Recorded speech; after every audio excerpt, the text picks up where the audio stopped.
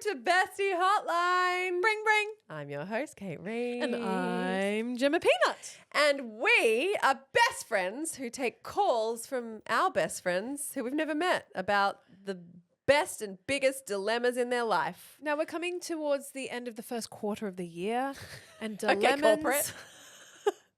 But the dilemmas have really ripened. Yes. Now, I feel because we're now on YouTube, imagine you've just stumbled across this. You've never heard of our podcast. In which case, hi and welcome. Welcome to We Don't Have Time for This. This is our Friday call-in show where we take messages, calls, texts. Dilemmas, if you will. Dilemmas from our DLs, who are our dear listeners.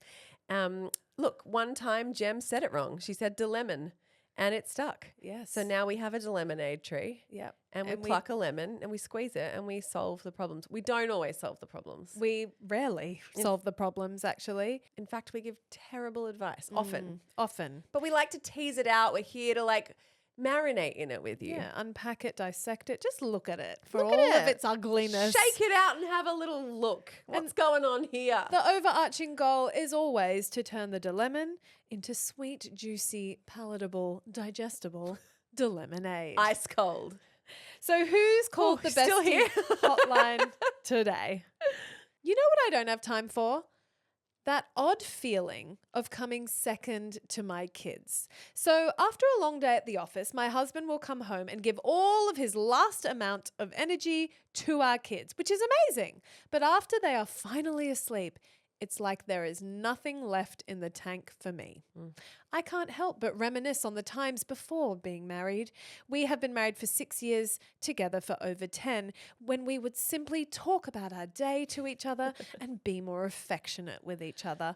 I am really trying to carve out time for couple time after having 2 kids, but it seems simply not on a male's radar to do that work on that aspect of our relationship. Look, I could be generalizing here. When I have communicated my feelings, he reassures me that this is just the phase of life we're in, but I don't think we can wait around for the kids to grow up. Is anyone else in a similar boat? Help. Well, yes, everybody is in a similar boat. Or has been. The HMAS married set sail and everyone's on the boat.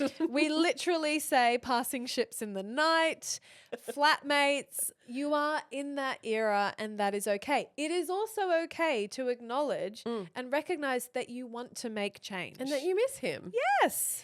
However, flip it for a sec. A husband's like, you know what I miss? My wife giving everything to the kids and making no time for me. We march in the streets.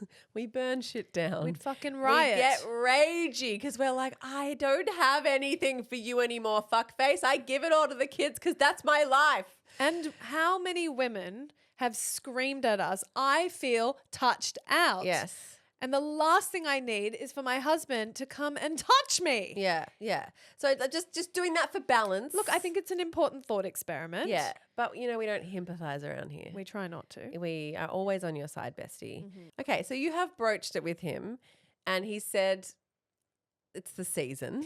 Which is a little bit of a cop-out. It is. I've been both of these people, I've been the one who's like, meow, hello, I'm over here. When's it my moment? And I've been the one who's like, what? You're putting more pressure on me. I'm so full. My deck is full. I really do sympathize with because it's not just, he gives it all to the kids and then he just checks out. You might actually be fucking done. The kids might do you in. I don't think it's the kids get it all. It's the kids end it. They suck it all. Yeah. They take the last bit you've got. And then you need some part in your day when you can completely dissociate and rot on the couch. I agree. With music and sound and lights coming at you. And triple screening. Yeah, all the things. All at once and munging out. Yeah. Sometimes the pressure to connect. Yeah. It's fucking suffocating. However, I think she's right about I don't think we can just wait around. I actually agree with that I too. feel like they've got mismet needs at the moment. And I feel for her because when you feel disconnected from your partner, it's actually got nothing to do with the kids. I think. Yeah. I think it's more that she, in this moment, feels a little lonely in Yeah. her marriage. Yeah. Because the kids are succubuses, you know, they suck us dry. They suck your partner dry. Everyone is exhausted.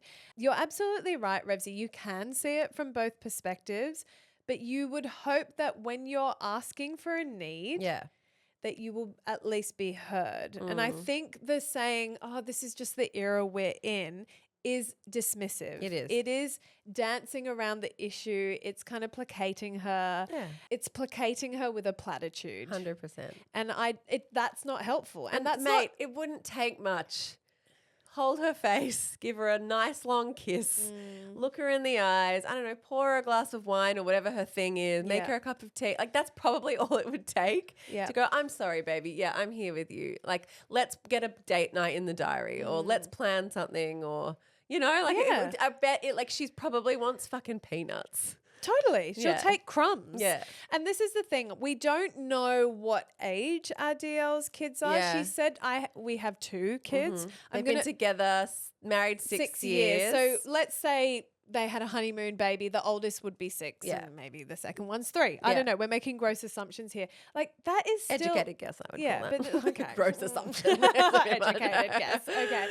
But definitely in the first 5 years, say, of parenthood or potentially less, it is really fucking hard. But he needs to meet you in the middle and you need to meet him in the middle. Yeah. So maybe that's getting really detailed about the scheduling of your week. It's not sexy. It's like how we all schedule sex because we all have tiny humans and no longer can you have spontaneous sex. It's very rare.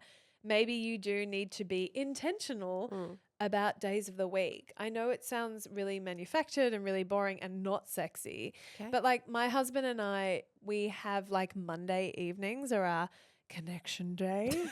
And Sounds awful. and do you know what? It's a bit like going to Pilates. Yeah. You kind of dread it. And yeah, you're cooked, you're tired, you're spent. Yeah. Do I have to do something? Yes. Yeah. But actually, yeah. just as you said, hold your face. Yeah.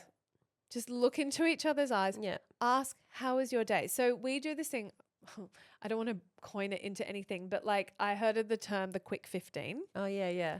And it's where you just download to each other about your day. And even if you're not really taking it in, it's just so you can release and then move on together and just park whatever shit has been on your mind.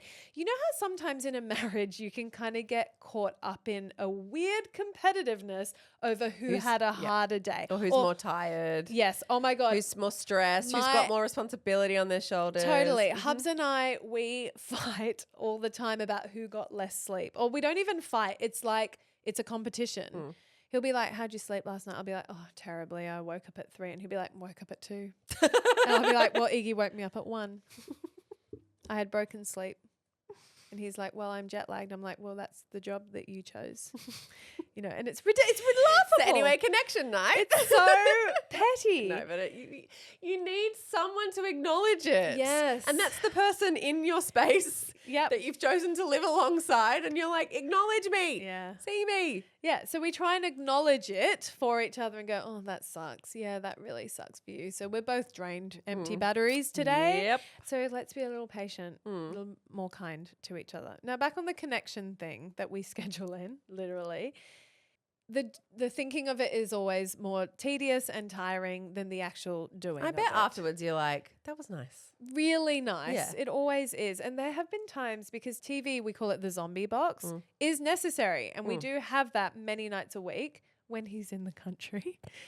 But on the times that we connect, in inverted commas, sometimes it's been listening to music in silence and I lie on his lap. Yeah, nice. You know, just really simple.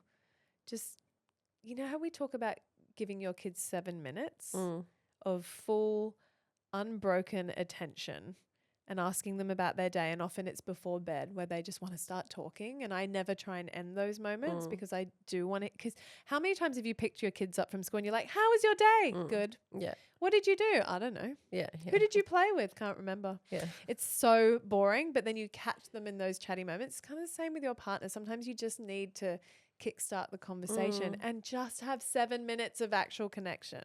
I also wonder if she works outside the home because I have an instinct that she might be home with the kids and he might get his adult connection, adult conversation fix out at work. If, you know, I'm just making a lot of these are gross assumptions, but if her kids are little and she's not working, or if she's working part-time, or she, you know, I remember that feeling of being at home and then they come home and you're like an adult. And they're like, they've had a big work day or whatever, but they've also had adult interactions and then they've got it, get it up for the kids, and their patience is thinner and they don't have as much in the tank for the kids because they're out of the home. And then you're like, hey, I'm here. And they're like, oh, babe, I'm done. And you're like, oh, but I've just been with the kids all day. You know, so it's like that's another mismatch. So maybe just discussing that and just bringing that to his attention. Like, hey, you get to like talk to adults, finish your hot coffee. Like, I know you're working hard. That's like, I totally am not dismissing that. But like, you get to be an adult. I'm like on the floor doing puzzles, mate. I need 7 minutes, 6 minutes, quick 15, whatever the formula is. Like, I need someone to just like Hear about my day. Treat me like an adult woman. And we all need that person in your life who you can talk about the mundane, boring shit. Like, it might be like, hey, did you know that today Arthur learnt to drink out of a straw, like a sippy cup? Like, we've moved on from bottles, and you want them to be like, that's cool. Yeah. Or maybe you don't want to talk about kids at all. Maybe you want to talk about their day, or did you see this happened, or Trump burnt the world down, or whatever, you know, like just something else, because it's been kid all day. I don't know, just maybe communicate that just so he can go, yeah, okay. Because it might just be too much pressure to be like, we're not connecting. Yeah. And he might be like, it's the season of life. I don't know what to do. Yeah. You know, rather than just like, I just need you to just treat me like an adult for 15 minutes when you get home so that I feel like I'm alive. Yeah. Yeah. I would say 7 minutes. Throw that option out because it feels really doable. Yeah. Like, oh, I can have a conversation with you for 7 minutes. Might turn it to 10, might turn into 15, might be 5. Yeah. But at least it's not intimidating. It's not like someone saying, we need to spend half an hour to 45 minutes together. Eye gazing, eye fucking. Going over our vows. You know, it's funny. I've told Hubs explicitly that on a Tuesday I need to rot on the couch because it's a record day for Rebs and I. I'm spent. I can't have another conversation. And I feel for Hubs because he's in sales. Yeah. So he talks all day, every day. And then I'm like, but you got to have a little left in the tank for me. Yeah. And reminiscent of what our DL's saying, he's fun dad. He comes in, he gives the best of himself for the last 30 minutes of the day when he's in the country. I feel like I have to keep saying this. When he's fly in. Yeah, I know. But it's a tricky one. Yeah. It is a tricky one. You can see it from both sides, as you said. I'm a bit of a brat on a Tuesday night as well. And I think, my partner knows that too. He's like, what did you talk about? I'm like, I don't know. Oh my gosh, I don't know. same. And I don't want to, I don't know. Listen next week. My husband says the exact same thing. So what did you guys talk about in the podcast today? I'm like, I don't know. And he doesn't believe me. He's like, I know. What? He's like, what do you mean? What did you talk about? I'm like, no, it's not shady. I just can't remember because I'm now brain dead. Anyway, Facebook group assemble. What do you do under 10 minutes? Yeah, we're mobilizing you bitches. To keep your relationship breathing in this season of life. Or do you have a schedule that you can share? Yeah. Like, you know, the spreadsheet. The really organized good mums who love all this shit, the type A's of the DL community. I'm also calling on the type B's. What are we called? Yeah. The ones with the quick hacks. Yeah. I want those too. I want the full spready and I want the quick hack. Yeah. Everyone assemble. Let's help each other out. Hive mind. Get to work. Yeah, give us a methodology. We'll put the link in the show notes to the Facebook group. If you're not in there, obviously get in there, besties. We love you. This has been another Bestie Hotline on a Friday. I hope you've got a fun weekend planned. Where you can connect heavily with your partner. Eye gaze. Connect. Remember a time when your camera roll was full of them. Do you know what? There is something in eye gazing. No, there is. There really is. We did it at drama school. It's uncomfortable. Yes. And it's weird, and you deeply might erotic burst into laughter because it feels so silly. But so often you don't really look each other in the eye. Rarely make eye contact with your flatmate person. Anyway, try it out. Give it a red hot go, DLs, and report back. And have a lovely weekend ahead. As always, we will be back in your ears bright and early on Tuesday with a reg ep, aka regular episode. See you there. Bye-bye. Bye.